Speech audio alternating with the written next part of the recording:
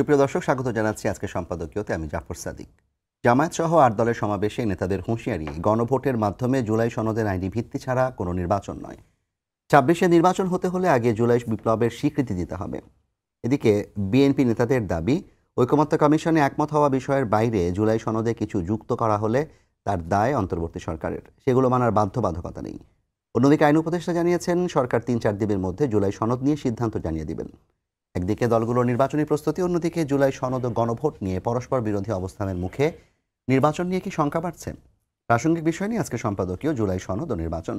আর এ নিয়ে কথা বলতে আমাদের সঙ্গে স্টুডিওতে উপস্থিত আছেন Mujibur Rahman Manju, chairman AB party, M A Aziz, প্রধান সম্পাদক দ্য ফাইন্যান্সিয়াল পোস্ট, এবং ডক্টর মোহাম্মদ আব্দুল মান্নান, সহকারী সেক্রেটারি জেনারেল, বাংলাদেশ জামায়াত ইসলামী, ঢাকা মহানগর দক্ষিণ।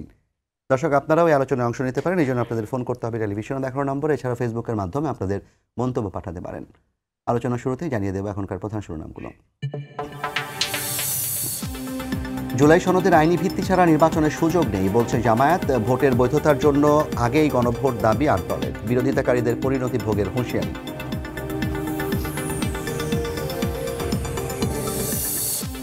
সনদের বাইরের কিছু চাপানোর চেষ্টা হলে মানবে না বিএনপি। অমীমাংসিত বিষয় অন্তর্ভুক্ত করলে দায় নিতে হবে সরকারকে।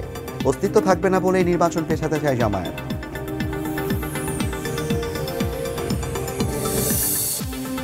জুলাই সনদ বাস্তবায়ন নিয়ে ৩ থেকে ৪ দিনের মধ্যে সিদ্ধান্ত জানাবে অন্তর্বর্তী সরকার। সংস্কার ও দেশের স্বার্থে মেনে নেবে সব দল, আশা আইন উপদেষ্টার।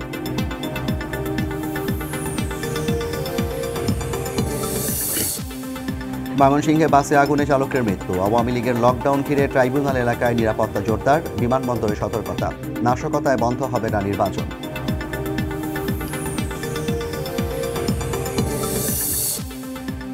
এবং নয়াদিল্লিতে গাড়িতে আত্মঘাতী হামলা বলে ধারণা। বাংলাদেশকে জড়িয়ে ভারতীয় গণমাধ্যমের সংবাদ ভিত্তিহীন বললেন উপদেষ্টা।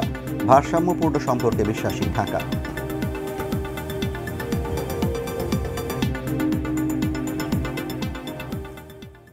জনাব মুজিবুর রহমান মঞ্জু, আমি আজিজ এবং আব্দুল মান্নান, আপনাদের সবাইকে স্বাগত জানাচ্ছি। মান্নান ভাই, আপনাকে দিয়ে শুরু করতে চাই, যেহেতু আজকে জামায়াত সহ ৮ দলের মিটিং থেকে একটা গুরুত্বপূর্ণ হুঁশিয়ারি এসছে যে যদি নির্বাচনের আগে গণভোট না হয় কিংবা জুলাই সনদ নিয়ে সমাধান না আসে, তাহলে নির্বাচনের কোনো প্রয়োজন দেখছে না। নির্বাচনের আগেই বিষয় সমাধান হতে হবে। এদিকে আওয়ামী লীগও আমরা বারবার দেখছি, তারা সোশ্যাল মিডিয়া সহ বিভিন্ন জায়গায় নো ভোট, শেখ হাসিনা ছাড়া বাংলাদেশে কোনো নির্বাচন হবে না। আপনাদের যেই দাবি, সেই দাবি যদি সরকার না মানে এবং ভোট না হয়, তাহলে কি আসলে আওয়ামী লীগের যেই এজেন্ডা সেটি বাস্তবায়ন হওয়ার সম্ভাবনা আছে কিনা? জি, আপনাকে ধন্যবাদ এবং আমাদের দুইজন শ্রদ্ধাভাজন নেতা, ওনাদেরকেও ধন্যবাদ। দর্শক শ্রোতা, আপনাদেরকে সালাম জানাই, আসসালামু আলাইকুম। আপনি যে প্রশ্নটি করেছেন, এটা যদি আমরা আলোচনা করতে চাই তাহলে একটু আমাদেরকে ব্যাককে যেতে হবে। দেখেন, জুলাই সনদ নিয়ে দীর্ঘ 8.5 মাস এক ঐতিহাসিক আলোচনা হয়েছে, হয়ে অনেকগুলো বিষয় ধীরে ধীরে ঐক্যমতে এসেছে। ধীরে ধীরে আসার পিছনে যতগুলো কারণ ছিল, সেই কারণগুলো আমরা ব্যাখ্যায় নাই যাই, একটা পর্যায়ে আমরা একটা জায়গায় এসেছি। এখন এটা বাস্তবায়নের প্রক্রিয়াতে গণভোটে যেতে হবে, এটা নিয়েও আমরা একমত। এই গণভোটটা নির্বাচনের দিন হবে না আগে হবে, এটা নিয়ে একটা বড় কোশ্চেন এখানে দেখা দিয়েছে। সেটাই মূলত আজকে হাইলাইটেড হয়েছে।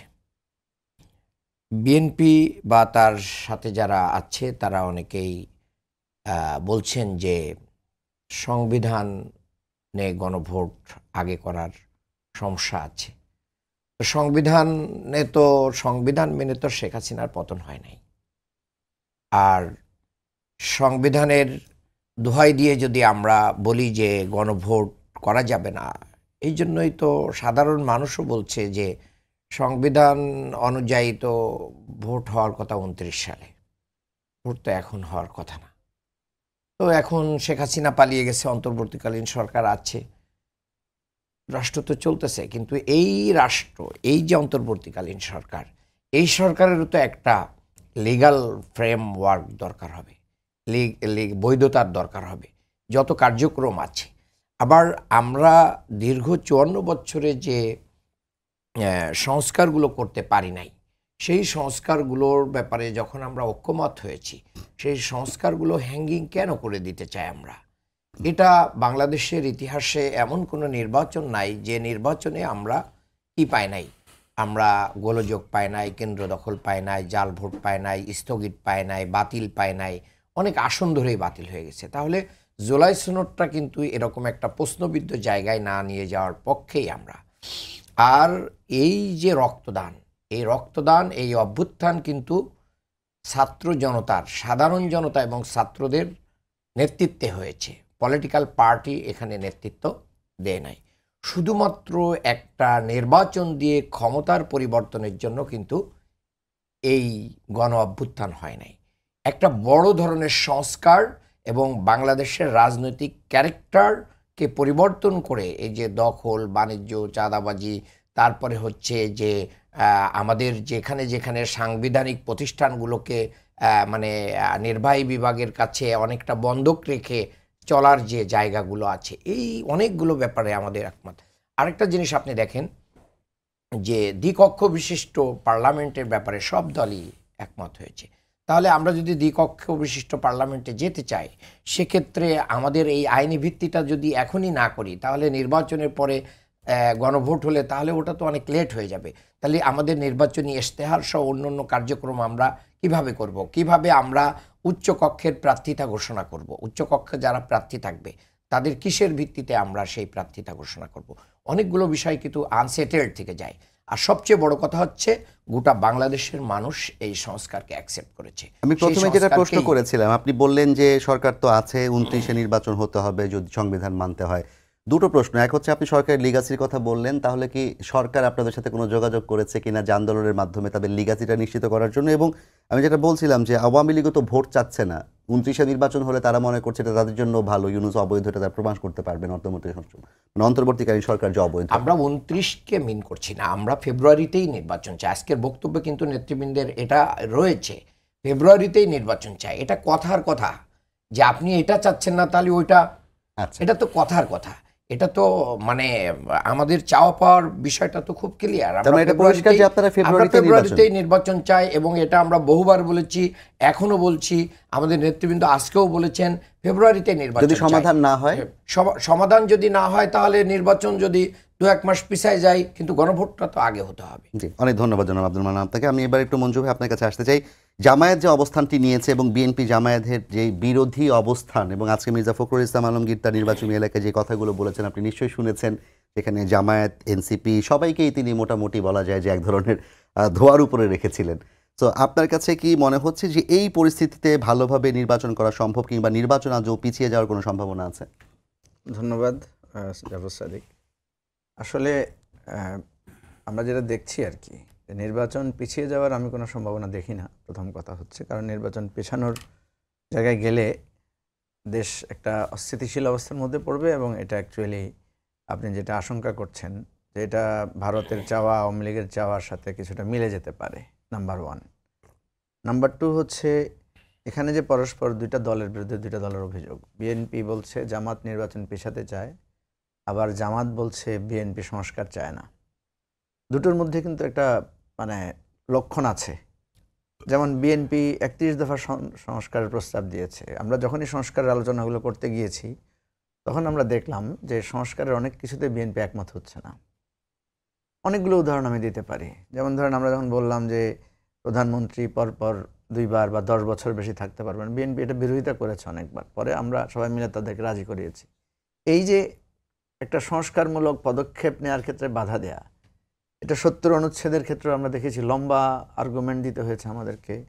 আমরা ওই যে সাংবিধানিক পদে নিয়োগের ব্যাপারেও কথা বলেছি, সেখানেও বিএনপির প্রচুর মানে প্রতিবন্ধকতামূলক কথা তারা বলেছে।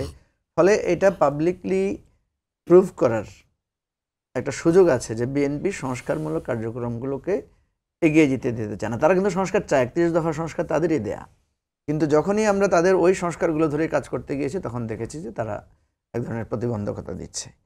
এবং বিএনপি সবসময় যখন বলে যে নির্বাচন হতে হবে সংস্কারের ব্যাপারটাকে চাপিয়ে, তখন এটা এস্টাবলিশড হয় যে বিএনপি একটা দ্রুত নির্বাচন চায়। আবার একইভাবে জামাত, যেমন একটু আগে যে প্রফেসর ডক্টর মান্নানও বললেন যে নির্বাচন একটু পরে হোক, তাও আপত্তি নাই। এই কথাটার কিন্তু একটা বার্তা যায় যে জামাত ইলেকশনের ব্যাপারে কিছুটা রিলাক্টেন্ট, ইলেকশন একটু পরে হলেও তাদের অসুবিধা নাই, ইলেকশন না হোক ইত্যাদি ইত্যাদি। কারণ দেখেন আমাদের এখানে হয়েছে কি, আপনি যদি সাধারণ মানুষের মতামত নেন, বিএনপি বা জামাত করে না বা আমাদের মতো কোনো দল করে না, সাধারণ মানুষ কিন্তু দুইটাই চায়। তারা একই সাথে সংস্কারও চায়, তারা চায় না যে চাঁদাবাজি বা আগের মতো দখলদারিত্ব বা আগের মতো এটা চায় না। আবার তারা কিন্তু নির্বাচনও চায়, কারণ নির্বাচনের একটা বিরাট তৃষ্ণা মানুষের মধ্যে আছে। আপনি দেখবেন যে বিএনপি জামাতের লোকেরা কিন্তু প্রচুর নির্বাচনী জনসভা সমাবেশ করছে, সেখানে কিন্তু খুব উৎফুল্ল আছে মানুষের মধ্যে। তাহলে এটা তো বোঝা যায় যে মানুষের মধ্যে একটা নির্বাচনের তৃষ্ণা আছে। আবার এখন হয়েছে কি, যে যারা নির্বাচনকে প্রাধান্য দিচ্ছে তারা মনে করে যে শুধু নির্বাচনই মানুষের দাবি, আর যারা সংস্কারের ব্যাপারটাকে বেশি প্রাধান্য দিচ্ছে তারা মনে করছে যে তারা যখন বলে তখন কথাটা এইভাবে দাঁড়ায় যে নির্বাচন পরে হোক, আগে সংস্কার হোক। আসল কথা হচ্ছে সংস্কার বলেন নির্বাচন বলেন এটা কোনো বিচ্ছিন্ন বিষয় না। নির্বাচনটাও কিন্তু এক ধরনের সংস্কার। আমরা যে একটা নির্বাচন করতে চাচ্ছি একটা গ্রহণযোগ্য, সেটাও তো করতে পারবো কিনা এখন আমাদের সন্দিহান, কারণ পরিস্থিতি তো অনেক ক্ষেত্রে অনেক প্রতিকূল দেখা যাচ্ছে। ফলে এখানে কিন্তু আমি অ্যাবসলিউটলি যদি আপনি ধরেন যে জামাত কি আসলে নির্বাচন চায় না, পেছাতে চায়, আমি মনে করি যে না। কারণ জামাতের যে পরিমাণ তৎপরতা তাতে বোঝা যাচ্ছে সে নির্বাচনের জন্য সবচেয়ে বেশি প্রস্তুত। আবার বিএনপি কি একেবারে সংস্কার চায় না? না, বিএনপি সংস্কার চায়, কিন্তু তার ওই সুবিধা অসুবিধাগুলোর সাথে সে বারবার মিলিয়ে ফেলে। সে শুধু মনে করে যে আমি ক্ষমতায় গেলে এটা কায়েম করতে পারবো কিনা, আর করতে না যদি পারি আমাকে তো জবাবদিহি করতে হবে। নাকি বিএনপির এই মোটিভও আছে যে সংস্কার করলে আমিই করব? না, এটা বিএনপি বলে, কিন্তু কথা হচ্ছে করেন আপনি সংস্কার, আপনার তো আপনি ক্ষমতা পেলে করবেন না, অবশ্যই করবেন, কিন্তু কথা হচ্ছে একটা ঐকমত্য কমিশন হয়েছে, এটা বিএনপির কিন্তু সংবিধান সংস্কার কমিশন করা হবে, এটা বিএনপিরও কিন্তু অভিপ্রায়, বিএনপিরই একটা প্রতিশ্রুতি। কথা হচ্ছে যে সকল রাজনৈতিক দল বসে, আপনারা যেহেতু এই গণ ঐকমত্য কমিশনে গিয়েছেন, সেখানে মতামত দিয়েছেন, সুতরাং এবং জুলাই সনদে স্বাক্ষরও করেছেন, জুলাই সনদের সাথে একমত পোষণ করেছেন, সুতরাং বিএনপি এইটার সাথে এটার পক্ষে কথা বললে অসুবিধা কোথায়? বিএনপি ঘুরিয়ে পেঁচিয়ে দেখবেন এটার কথাগুলো যাচ্ছে ওনারা সংস্কারের বিপক্ষে। এটা বিএনপি নেতাদের ভুল। ওনারা যদিও বড় দল, আমরা ছোট বললে তো একটু ওনারা ইগনোর করেন, পাত্তা দিতে চান না। আমার কথা হচ্ছে যে এটা বিএনপিটা বুঝতে পারছে না, তার কিন্তু পাবলিক ইমেজটা দাঁড়াচ্ছে যে সে সংস্কারের বিপক্ষের দল। আমি আবারও বলছি, বিএনপিকে ঘায়েল করার কোনো সুযোগ নাই, কারণ বিএনপির অতীত ইতিহাস বলে তারা কিন্তু যখনই ক্ষমতা এসেছে কিছু কিছু চেষ্টা যে করে নাই বিষয়টা তা না। আমাদের নারী শিক্ষা সহ বিভিন্ন জায়গায় তাদের অবদান আছে। আবার এটাও সত্য যে বিএনপির বিরুদ্ধে দুর্নীতির ভয়াবহ অভিযোগ আছে, বিএনপির বিরুদ্ধে আপনার দলীয়করণের, তারপরে বিভিন্ন রকমের আজকে যে চাঁদাবাজি বা দখলবাজির কথা উঠেছে, এটা তো সিরিয়াস এলিগেশন এসেছে এবং এটা বিএনপি প্রুভ করতেছে। তার 7,000-8,000 লোককে সে যখন বহিষ্কার করে, এটা আপনাকে আর কোনো যুক্তি দিয়ে বোঝাতে হয় না, যে এটাই প্রমাণিত হয় যে সে তার অভিযোগটা সত্য। এবং আপনি দেখেন বিএনপির কিন্তু এই যে বিভিন্ন ধরনের মারামারি গন্ডগোল হচ্ছে, তাদের নমিনেশন নিয়ে ঘটনা হচ্ছে, সেখানে অস্ত্র ব্যবহার হচ্ছে, গুলি হচ্ছে, এইটা তো বিএনপি এই দায়িত্ব এড়াতে পারে না। তো সেজন্য আমি যেটা বলি যে আমি বারবার এই জিনিসটা অ্যাডভোকেসি করছি যে প্লিজ আপনারা একে অপরের বিরুদ্ধে, কারণ আপনারা তো, আমি বারবার বলি যে বিএনপি আমার তো দীর্ঘদিনের পরীক্ষিত সঙ্গী, একজন আরেকজনকে এত অ্যাবসলিউটলি না মানে করে কেন, যে সম্মানের জায়গাটা তো রাখতে হবে। কারণ আমি তো দেখছি যে আমি যদি বিএনপির সমালোচনা করি, আমি দেখি যে বিএনপি সংস্কার চায়, কিন্তু বিএনপি সংস্কারের জায়গাটাতে ডিলে করছে, বিএনপি একটা ডিলের প্রসেসে গিয়েছে, এটাতে আমি বিএনপি সমালোচনা করব। কিন্তু বিএনপিকে আমি একেবারে সংস্কার চায় না, মানে ফ্যাসিবাদী চরিত্রে আসতে চায়, এ ধরনের কথা বললে যেটা হয় যে এটা নিজেদের গায়ে পড়ে। কারণ আমরা তো জামাত তো বিএনপির সাথে একসাথে আন্দোলন করেছে। আবার একইভাবে জামাত নির্বাচন চায় না, এই ধরনের একদম মানে প্রান্তিক কথা বলাটাকে আমি মনে করি না যে এটা সত্য। জামাত নির্বাচন চায়, কোনো সন্দেহ নেই, কিন্তু জামাতের নানা ধরনের ঘোরপ্যাঁচ, যেটা মানুষ, যেমন ধরেন একটা জিনিস তো স্পষ্টভাবে এসেছে, জামাত এত সিরিয়াস আন্দোলন করলো আপনার পিআর নিয়ে, অথচ আমরা জানি যে যখন জামাত আমাদের সাথে মানে পার্সোনাল মিটিংয়ে বসছে, তখন কিন্তু আমরা দেখছি যে সে এত সিরিয়াস না। সে মনে করে যে না ঠিক আছে, এটা এটা এটা নেগোশিয়েটেবল। সে মনে করে যে না, আপার হাউসে পিআর হলেও আমরা মেনে নিব। কিন্তু পাবলিকলি সে যখন অ্যাপিয়ার করে, তখন সে মনে হয় যেন না, সে বলে যে পিআর না হলে আমরা মানবই না। এগুলো কি নেগোসিয়েশন টুল?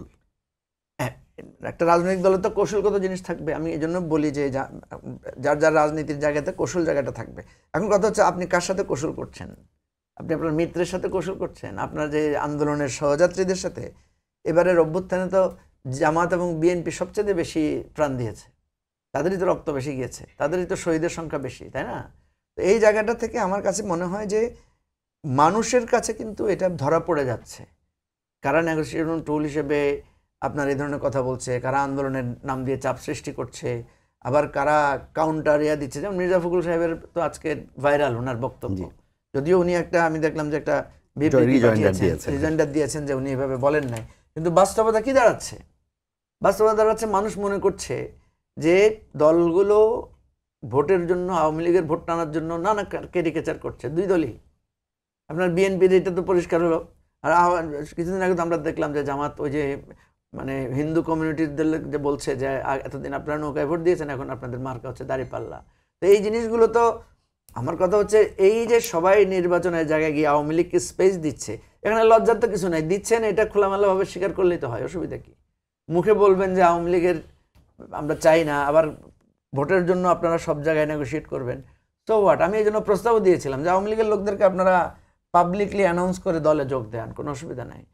দ্বিমুখী করলে হয় কি, মানুষ হতাশ হবে যে আমরা একটা নতুন রাজনীতি চেয়েছিলাম, এখন তো দেখছি আদর্শিক বলেন আর অনাদর্শিক বলেন সবার দেখি একই ধারা। ঠিক, অনেক ধন্যবাদ মঞ্জু ভাই। একটু আজিজ ভাই, আপনি অনেকক্ষণ ধরে অপেক্ষা করছেন, অনেকগুলো কথাও শুনেছেন।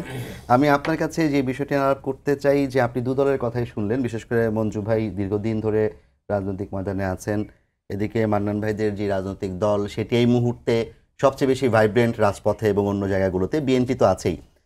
বিএনপি কিংবা জামায়াত যেভাবে করে রাজনীতি করছে এই মুহূর্তে, এই রাজনীতিটা কি আসলে আমাদের কাঙ্ক্ষিত ছিল কিনা, এবং এই রাজনীতিটা আসলে যে সংস্কারের কথা বলা হচ্ছে সেই সংস্কার আনার ক্ষেত্রে কতটা সহায়ক কিংবা পরিপূরক হবে? ধন্যবাদ আপনাকে, মঞ্জু ভাইকে ধন্যবাদ, মান্নান ভাইকে ধন্যবাদ। দেখেন, নিবন্ধিত দল হচ্ছে 52টি, সেখানে ইউনূস সাহেব পছন্দ করে 30টিকে ডেকেছে, খেয়াল করেন। এখানে 30টার মধ্যে সবগুলো আবার নিবন্ধিত না, সবগুলো আবার নিবন্ধিত না। এখন ধরেন 31-30 একই কথা ধরেন।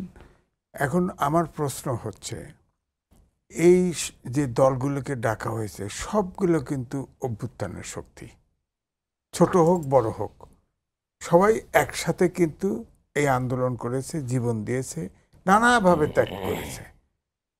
এখন তারা প্রায় 8 মাস বসলো, আগামী দিনে রাষ্ট্রটা কি হবে এ ব্যাপারে একমত হতে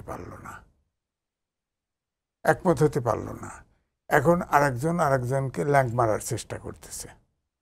ছোট দলগুলি আপনার এক গ্রুপ হলো বিএনপির পক্ষে, আর এক গ্রুপ হলো জামাতের লাইনে, আর মঞ্জু ভাই হলো রেফারি, সব দিকে আছে। তো এখন আমরা জনগণ হিসাবে আমরা দেশে শান্তি চাই, একটা নির্বাচন হোক।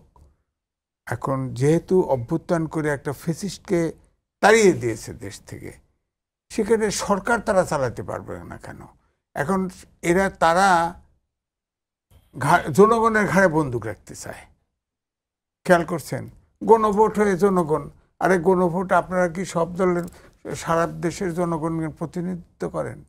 আপনারা এই দল 25টা দল স্বাক্ষর করছেন, 25টা দল কয়জনকে রিপ্রেজেন্ট করেন? আমি তো অনেক জায়গায় বলেছি যে এই 25টা দলের ভিতরে অর্ধেক দলের চেয়ে বেশি আমার ফ্যামিলির সদস্য আছে। তো এটা তো হলো না, মনে হয় 25টা দলের পুরা দেশটা জিম্মি হয়ে গেছে। এখন আমার কথা হচ্ছে যে আপনারা করেন, অভ্যুত্থানের শেষ দাবি ছিল ফ্যাসিবাদের বিলোপ, অর্থাৎ এই দেশে আমরা গণতন্ত্র চাই, আইনের শাসন চাই, সুশাসন চাই, রাষ্ট্রীয় প্রতিষ্ঠানগুলি স্বাধীন হোক। অর্থাৎ এটাকে বাংলাদেশ 54 বছর দেশ স্বাধীন হয়েছে, এখনো রাষ্ট্র হিসাবে, আইডিয়াল রাষ্ট্র হিসেবে দাঁড়াতে পারে নাই। আমাদের আকাঙ্ক্ষা সেইটা, কিন্তু আপনি আইনের বাইরে গিয়ে তো কিছু করতে পারবেন না। আপনাদের ভুলের খেসারত জনগণ কেন দিবে? আপনারা বঙ্গভবনে হাজির হলেন, সেনাপ্রধান নিয়ে গেল, ডাকলো সেনাপ্রধান, আপনারা চলে গেলেন সেনানিবাসে, আবার আপনাদেরকে বস্তাবন্দি করে নিয়ে আসলো বঙ্গভবনে, চলে আসলেন ওখানে আমি উপস্থিত, দেখতে অপেক্ষা করে, ওর তো হয় না। পরে শোনা গেল যে এই সংবিধানের 106 অনুচ্ছেদ অনুযায়ী রেফারেন্স নিতে গেছে, তো রেফারেন্স আসছে, তারপরে ওত নিছে এই সংবিধান সমুন্নত রাখার জন্যে। বুঝলেন কথা? তাহলে আপনি সংবিধানকে তো মান্য করলেন, এটা একটা সাংবিধানিক সরকার এবং এটা একটা অভ্যুত্থান। তাহলে আপনি কেন করে কিভাবে বলেন যে সংসদ ছাড়া, আপনি কিভাবে বলেন জুলাইয়ে ফ্যাক্টরটা লাগছে কি? জুলাই সনদে সবাই স্বাক্ষর করছে। জুলাই সনদে আইনি ভিত্তি, গেরাটা বাচ্চা ওখানে আইনি ভিত্তি তো সংসদ ছাড়া হয় না, সংসদ ছাড়া হয় না। এই জন্য আমি বলছি যে আপনারা অভ্যুত্থানের সবাই শক্তি, আপনারা একটা সংসদ গঠন করতে পারেন। সালাউদ্দিন সাহেব বলেছেন যে চাইলে অধ্যাদেশ হিসেবে তারা এটা করতে পারে, এটা অধ্যাদেশ হিসেবে করতে পারে, সংসদে পাশ হতে হবে সেটা। আমার কথা হচ্ছে 1 নম্বর কথা হলো আইনের কথা। আপনি যদি ছাড় দেন আলাদা কথা। ধরেন মুক্তিযুদ্ধের সময় 25শে মার্চে ক্র্যাকডাউন হয়, 26শে মার্চে মুক্তিযুদ্ধে ঘোষণা হয়, স্বাধীনতার ঘোষণা হয়, 10 ফেব্রুয়ারি পরবর্তী 10 ফেব্রুয়ারিতে অস্থায়ী সরকার হয়, সেখানে ঘোষণাপত্র হয়। সেই ঘোষণাপত্র এসে অনুযায়ী সংসদ বসে সংবিধান হয় 72 সালে, সরকারের মেনে নেওয়া হয়েছে না। তারপরেও বিতর্ক আছে যে ওরা এমএনএ ছিল, অর্থাৎ পাকিস্তানের এলএফও বিধানে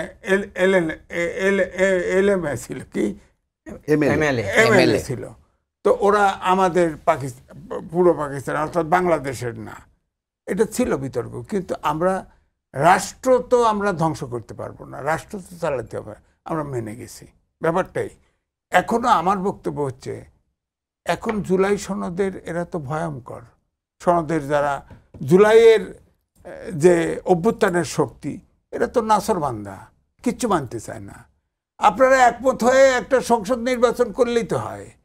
জুলাই সনদের আইনি ভিত্তি চান, আইনি ভিত্তি তো সংসদ দিবে, সেটা আপনারা করেন, জুলাই সনদ করেন, করে একমত হন, একটা চুক্তিতে আবদ্ধ হন, সততার সাথে এটা সংসদে নিয়ে পাশ করেন। সংসদবিহীন আপনি আইনি ভিত্তি কি করে দিবেন? সংসদে তো দিবে, কিন্তু সংসদে দেওয়ার জন্য তো গণভোট লাগবে। সেটা এটা গণভোট কেন লাগবে? গণভোট অপ্রয়োজনে কেন? আপনি তো সংসদ আপত্ত করবে, আপনি একমত হয়েছেন, আপনাদের তো আমরা মানছি, আপনারা সোজা সংসদে যান। আর গণভোট যদি করেন, ওইটাও যদি প্রশ্ন তৈরি, গণভোট তো সংবিধানে নাই। আপনারা মনে চাইলে আর গণভোট করবেন, মনে চাইলে এইটা করবেন, আপনারা কি জনগণের ঘাড়ে সব চাপাই দিবেন বন্দুক? গণভোট তো সংবিধানে নাই, আপনি গণভোট কেমনে করবেন? গণভোটও সংবিধানে ঢুকাই লইতে হবে। আপনি এই আইনি ভিত্তি জুলাই সনদে আপত্তি নাই, আইনি ভিত্তি আপনারা সমঝোতা করেন, সমঝোতা করে সংসদ করেন, সংসদে সেটা সবার জন্য ম্যান্ডেটরি করেন, যে এটা মানে পাবলিক কমিটমেন্ট, যে এটা সংসদে যেই আসুক এটাকে পাস করবে, তাহলে তো সমস্যা থাকে না। প্রশ্ন করি একটা, বলেন। এটা হলো যে আমরা জুলাই সনদ নিয়ে যারা আলোচনা করলাম, এতগুলো দল, কারণ পার্লামেন্টে এদের বেশিরভাগই নির্বাচিত হলো না, তাইলে এই প্রশ্নটা তো যারা নির্বাচিত হলো তারা বলবে যে আমরা তো এই সনদে স্বাক্ষরও করি নাই, নোট অফ ডিসেন্ট দিয়েছে। যদি তাই হয়, এখানেও আমার আর্গুমেন্ট, তাহলে আপনারা কারা? আপনারা জাতিকে জিম্মি করলেন কেন? আপনাদের ভোট নাই, আপনারা জনগণ, এই জন্যই তো গণভোট। হ্যাঁ, এই জন্যই তো জনগণের ভোট।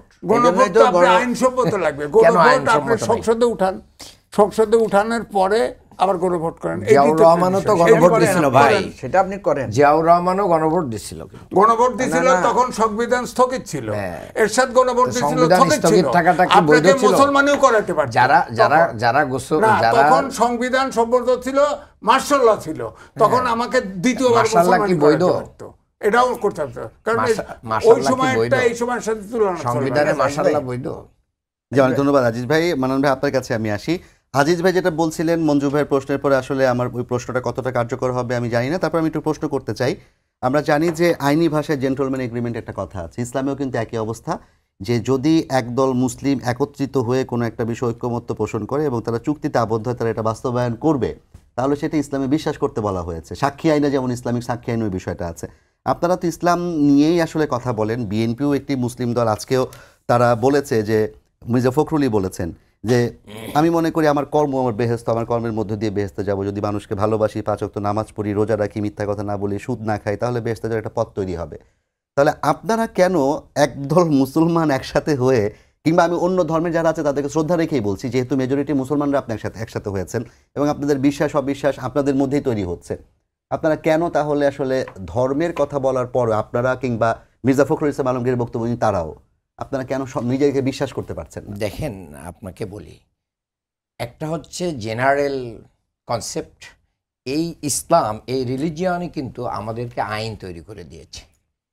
তাহলে তো জেন্টেলম্যান এগ্রিমেন্টের ভিত্তিতে সব কিছুই চলতে পারতো, তা তো ইসলাম ছেড়ে দেয় নাই। ইসলাম কিন্তু বিভিন্ন বিষয়ে আইন তৈরি করে দিয়ে আইন বাস্তবায়নের রূপরেখা দিয়ে দিয়েছে। কাজে সব কিছু এইভাবে মানে আমার আপনার আগে যেরকম জমি কেনা বেচা হতো বাপদাদাদের আমলে, যে ঠিক আছে আমি এটা আপনারে দিয়ে দিলাম, আর কোনদিন রেস্টি করা লাগবে না, হ্যাঁ, বিয়ে শাদী হতো রেস্টি লাগবে না, এই জায়গা তো নেই এখন। এখন পৃথিবী অনেক আগাই গেছে। আর রিটেন যেখানে করার সুযোগ আছে, লিগাল ফ্রেমওয়ার্ক দেওয়ার যেখানে সুযোগ আছে, আমরা একমত হয়ে গেছি, তাহলে কেন, কোন স্বার্থে, সেটা বিএনপি স্পষ্ট করুক যে আমরা যদি গণভোটটা আগে দিই তাহলে আমাদের এই এই এই এই সমস্যা, সাস অ্যান্ড সাস অ্যান্ড সাস। কিন্তু সরকার নিজেও তো বলেছে গণভোট আগে দিলে যদি আওয়ামী লীগের ভোটার একত্রিত হয়ে গণভোটের পক্ষে না ভোট দেয়, আচ্ছা না ভোট দিলে তো জুলাই সনদ পাস হবে না, তো অসুবিধা কি? সংস্কার বন্ধ না না, সংস্কার বন্ধ হবে না, এইটা এত সহজ না। এই এই এই এই জায়গায় বাংলাদেশ এখন নাই। এটা মূলত মির্জা ফখরুল ইসলাম আলমগীরের বক্তব্যের সাথে এটা কন্ট্রাডিক্ট করে। উনি বলেছেন যে যদি আমাদেরকে ভোট দেন তাহলে আওয়ামী লীগের একটা লোককেও ফুলের টোকা দিতে দেওয়া হবে না। আবার বলছেন আমরা ক্ষমতায় গেলে আপনাদের মামলা প্রত্যাহার করে নিব। তাহলে এই ইন্ডিয়ান ফর্মুলায় এখন বিএনপি চলে গেছে। না সেটা বলেছেন যে না না, মানে উনি ওনার স্পষ্ট, আপনার সময় টিভি থেকেই আমি না, সেটা উনি বিবৃতি দিয়েছেন। এই যে উনি ইউনিয়নের যারা ভুয়া মামলা যেগুলো সেগুলো উনি বিবৃতি দিয়েছেন, উনি বিবৃতি দেন, ওনার বয়স হয়ে গেছে অনেক কিছু বলে, উনি তো দলের মহাসচিব, উনি চাইলেই সকালে একটা বিকালে একটা বলতে পারেন না। এটা মূলত মনের কথাটা আল্লাহ বের করে দিছেন। এটা দলের যেটা মানে ভিতরের কথা, এটা কোনো না কোনোভাবে বের হয়ে গেছে, জনগণের সামনে সুস্পষ্ট হয়ে গেছে। আরেকটা কথা আমি বলতে চাই যে দেখেন, একটা কথা আসছে যে নির্বাচন পিছানো না, 8 দলীয় জোট বা 8 দল প্লাস জামাত, আমরা নির্বাচন পিছানোর পক্ষে না, তবে আমরা গণভোটটা কনফার্ম করার পক্ষে। এরপরে হচ্ছে যে পিয়ার নিয়ে আমার ভাই একটু বলেছেন, পিয়ার নিয়ে এখনও তো আমরা উচ্চকক্ষে পিয়ার চাচ্ছি আনুপাতিক হারে, কাজে পিয়ার নিয়ে আমরা সরে যাই নাই। প্লাস এই দেশের মানুষ নিম্নকক্ষ একদিন পেয়ার চাবে ইনশাল্লাহ, কারণ সেটার ভিত্তিপ্রস্তর এবং বীজ জামাত ইসলামী এই বাংলাদেশে বপন করেছে। একসময় তত্ত্বাবধায়ক সরকার বপন করেছিল, সেটাও হয়েছিল, এবং আমি 1 ইয়ার বলছি বাংলাদেশের মানুষ সব দল একদিন আবার পেয়ার চাইবে ইনশাল্লাহ। এরপরে হচ্ছে হিন্দুদের ভোট নিয়ে কথা এসেছে। হিন্দুদের ভোট তো মানে ভয় দেখিয়ে, অস্ত্র দেখিয়ে, বিভিন্ন কায়দায় তাদেরকে পকেটস্থ করে দেওয়া হয়েছে। মূলত ইন্ডিয়ান এজেন্ডা, ইন্ডিয়া যেভাবে তাদেরকে রূপরেখা দিত। বাংলাদেশ জামাত ইসলামী কি বলছে, আপনারা কেউ সংখ্যালঘু না, আপনারা এই দেশের নাগরিক, আপনারা কেন এটা বলবেন, কারোর পকেটে চলে যাবেন? এটা তো পকেটে যাওয়ার, আপনারা ফ্রি ফ্রাঙ্ক ইন্ডিপেন্ডেন্টলি আপনি যাকে ইচ্ছা তাকে ভোট দেন। আর দাড়িপাল্লাই দিতে হবে তা একজন হিন্দু কি জামাত ইসলামীকে দাড়িপাল্লাকে ভোট দিতে পারে না? অবশ্যই পারে, তার রাইট তো সেটাও আছে, যে কাউকেই দিতে পারে, কিন্তু জামাতকেও তো দিতে পারে। তা জামাতকে দিলে কেন অন্যদের মাথা ব্যথা হয়, এটা আমার বুঝে আসে না।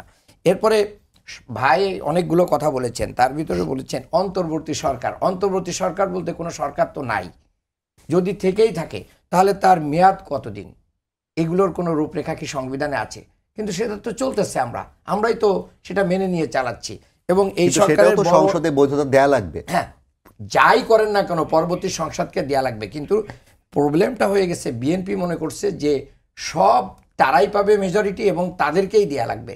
বাংলাদেশের জনগণ আস্তে আস্তে তাদেরকে ওই জায়গা থেকে মাইনাস করে বিকল্প উত্থান হচ্ছে, এটা দেখতে পারবেন।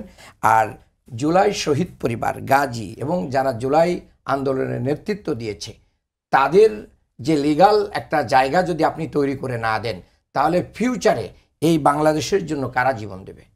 আপনি যদি তাদের আইনি ভিত্তি দিয়ে তাদের সুরক্ষা এবং এই বাংলাদেশকে সিকিউর করতে না পারেন, তাহলে এই বাংলাদেশে আর কোনো দিন কেউ এই ফ্যাসিস্টকে তাড়ানোর জন্য কি দিবে না, রক্ত দিবে না, জীবন বাজি রাখবে না, চ্যালেঞ্জ নিবে না।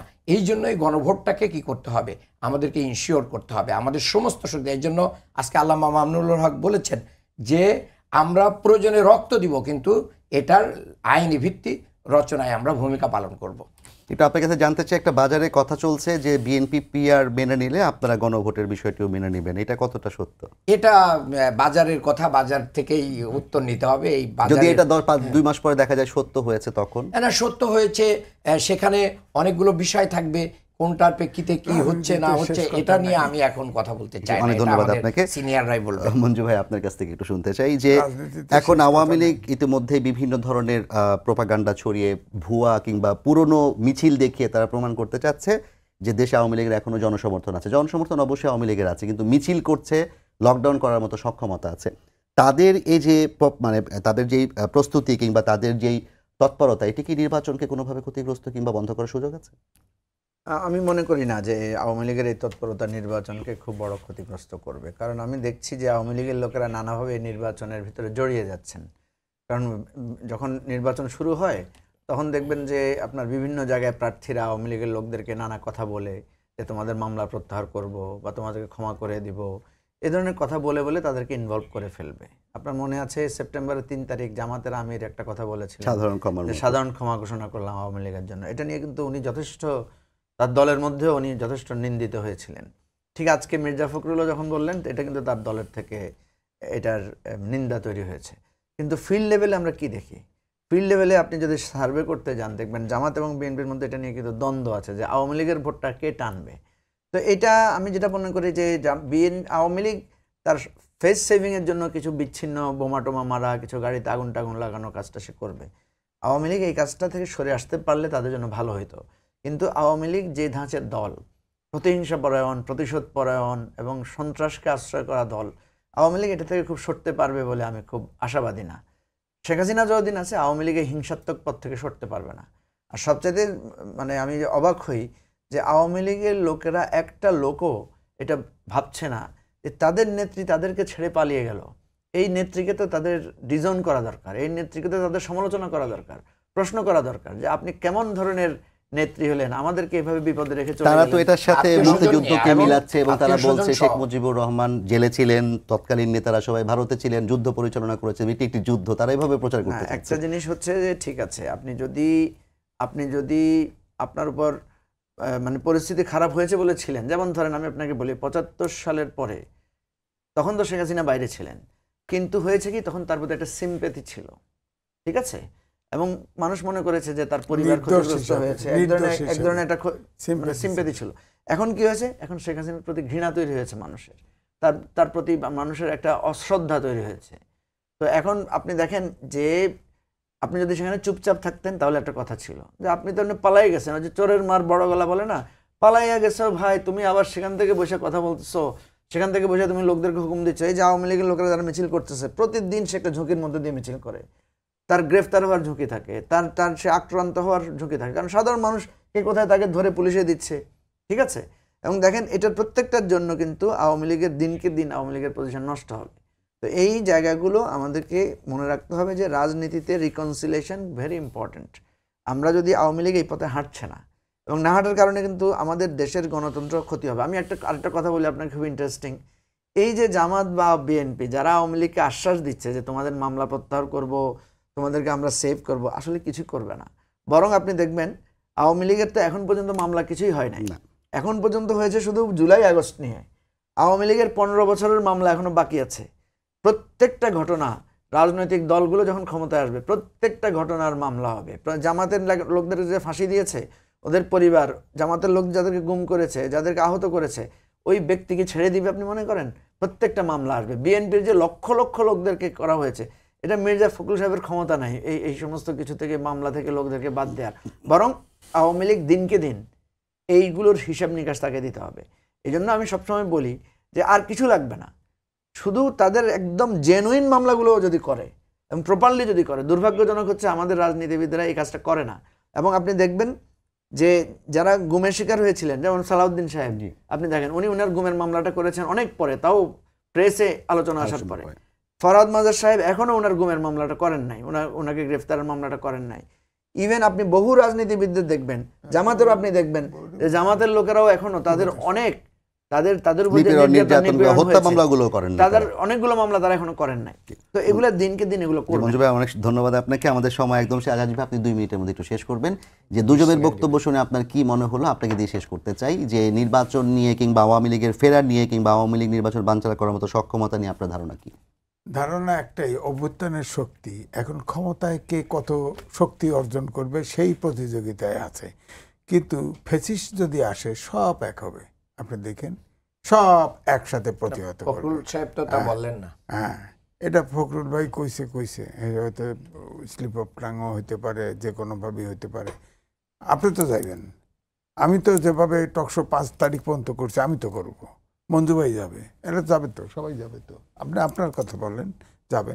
দ্বিতীয়টা হচ্ছে, আমি যেদিন শেখ হাসিনা 3টি পত্রিকায় আপনার সাক্ষাৎকার দিল, সেটার একটা শব্দ ছিল যে আমরা নির্বাচন বর্জন করব। আমি কিন্তু সেই দিন আমার দেশের বাড়িতে টেলিফোন করছিলাম যে শেখ হাসিনা যে এটি দিল, আসলে নির্বাচন আওয়ামী লীগের রেখে ভোট কেন্দ্রে যাবে না। তখন উত্তর দিছে যে উনি তো সব যারা টাকা পয়সা কামাইছে সব কিছু নিয়ে তার পরিবার নিয়ে বিদেশ চলে গেছে, আমাদের তো যান বাঁচাইতে হবে, আমাদের ভোট দিতে গেলে ভোট কারে দেয় সেটা ভিন্ন কথা, ভোট কেন্দ্রে তো যাইতে হবে, নাহলে থাকতেই পারবো না, তো আমাদের তো বাঁচতে হবে। এটা যেটা বলা হচ্ছে সেটা ঠিক না। জটিকার সফর নানক সাহেব ফেসবুকে এটা দিছে, জটিকার সফর এটা তো হবেই। আমি ধরেন আমি আপনার এখানে গ্যারেজে আগুন দিতে পারি না, ঠুস করে এসে একটা ম্যাচ কাটিয়ে দেন, এটাও হতে পারে। এটা বড় ধরনের কিছু না, সরকারও এটার পরে প্রস্তুতি নিয়েছে। আমার মনে হয় বড় ধরনের কিছু হলে অভ্যুত্থান। অনেক ধন্যবাদ আজিজ ভাই, মুজিবুর রহমান মঞ্জু ভাই, ডক্টর মোহাম্মদ আব্দুল মান্নান, আপনাদের সবাইকে ধন্যবাদ জানিয়ে শেষ করছি আজকের সম্পাদকীয়। আগামীকাল আবারও দেখা হবে একই সময়, দেখার আমন্ত্রণ রইল। শুভরাত্রি।